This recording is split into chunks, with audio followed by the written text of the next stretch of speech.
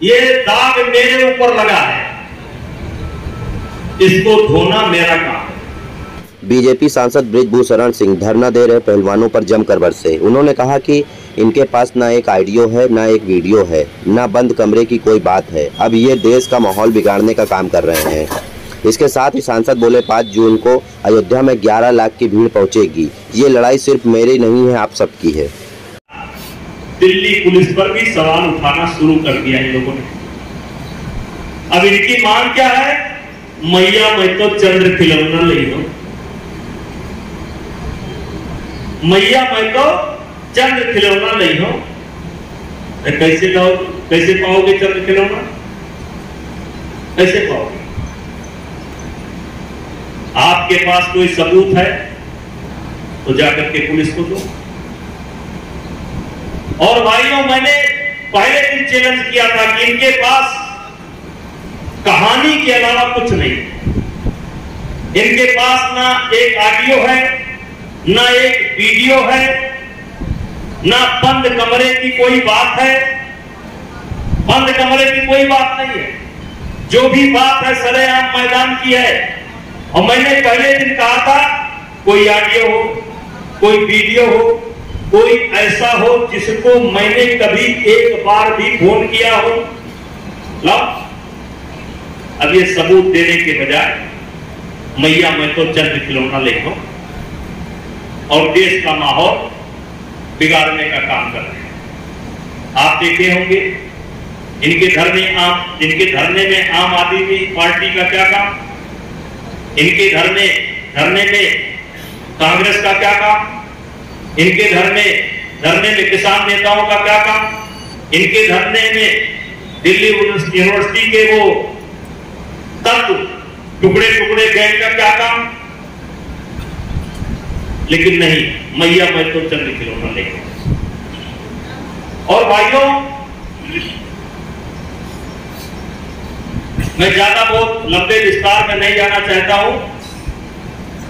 इनके जितने भी आरोप हैं, गुड टच और बैड टच, मतलब गुड टच और बैड टच, इसके अलावा इनके पास मेरे खिलाफ कोई आरोप नहीं है। क्योंकि ये कोर्ट का मटेरियल है, मैं ज्यादा खुल करके बोल नहीं सकता और बोलने की आवश्यकता नहीं। भाइयों, ये जब कानून बना था उस समय कांग्रेस की सरकार थी, मनमोहन सिंह जी प्राइम मिनिस्टर थे, सोनिया जी आसाराम बापू से बहुत नाराज थी और कपिल सिब्बल कानून मंत्री थे। और उस समय इस कानून का विरोध बनते समय अगर किसी ने सबसे ज्यादा किया था तो स्वर्गीय मुलायम सिंह ने किया। उन्होंने उस समय भी कहा था, ये आप गलत कर रहे हो, आप इंस्पेक्टर के हाथ में अपनी गर्दन दे रहे हो, ये गलत कर रहे हो। लेकिन एक जोश था, एक उनकी पूर्ण बहुमत की सरकार थी, ये कानून बन गया। भाइयों, मैं थोड़ा बहुत आगा पीछा सोचता हूं कि आज जैसे कुछ समझदार लोग केकई को अच्छा मानते हैं, मंथरा को भी अच्छा मानते हैं, वैसे ये दिनेश फोगाट भी मेरे लिए कुछ अच्छा काम मेरे द्वारा करवाने वाली है, इसीलिए आरोप मेरे ऊपर लगाया। भाइयों, मैं बताना चाहता हूं, 2014 में मोदी जी की रैली थी। रैली के एक दिन पहले मैं वो सविता रिसार्ट है, कौन है, पर सविता रिसार्ट में अमित शाह जी ने हमको बुलवाया। उस समय पट्टू राम जी हमारे साथ थे और कुछ लोग थे। अमित शाह जी से मेरी बात प्रारंभ होती है। मैंने कहा कि मैं लोकसभा का चुनाव नहीं लड़ना चाहता। तो क्या करना चाहते हो? हमने कहा हम चाहते हैं कि मेरी जगह पर प्रतीक को लोकसभा का चुनाव लड़ा दीजिए, मैं चुनाव नहीं लड़ना चाहता। उन्होंने कहा क्या करना चाहते हो? हमने कहा समाज के लिए कुछ सोच रखा, अपने देवी पाटन मंडल के लिए कुछ सोच रखा, शिक्षा के क्षेत्र में, खेल के क्षेत्र में, समाज सुधार के क्षेत्र में, पर्यावरण के क्षेत्र में मैं वही काम करना चाहता हूं। तो अमित शाह जी ने कहा नहीं, आपको लोकसभा का चुनाव लड़ना है अभी, और प्रतीक को मैं विधानसभा का चुनाव लड़ाऊंगा। और बगल में पलटू राम बैठे थे, उन्होंने कहा कि इनको भी मैं विधानसभा का चुनाव लड़ाऊंगा।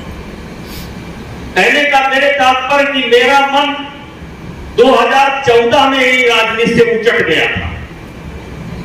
14 भी हो गया, 19 भी हो गया, 24 आने वाला। 6 बार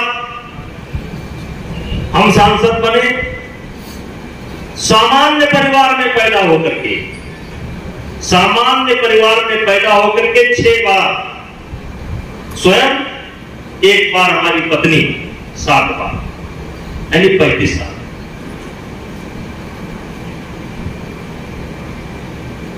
सब कुछ मिल चुका है, लेकिन ये जो आरोप मेरे ऊपर लगा, और तब मैंने बहुत सोचा विचारा, फिर मैंने देखा कि इस आरोप से चीफ जस्टिस नहीं बचा पा रहे हैं। चीफ जस्टिस इस आरोप में इस समय डोनाल्ड ट्रंप फंसे हुए हैं। इस आरोप के कारण कितने परिवार बर्बाद हो रहे हैं। इस आरोप के कारण प्रतिदिन कितने बच्चे आत्महत्या कर रहे हैं। इस आरोप के कारण कितने संत आत्महत्या कर लिए। और तब मुझे लगा कि भगवान मुझे माध्यम बना करके जो इस कानून का दुरुपयोग हो रहा है, उस दुरुपयोग को रोकने के लिए मेरे से काम लेना चाहते हैं।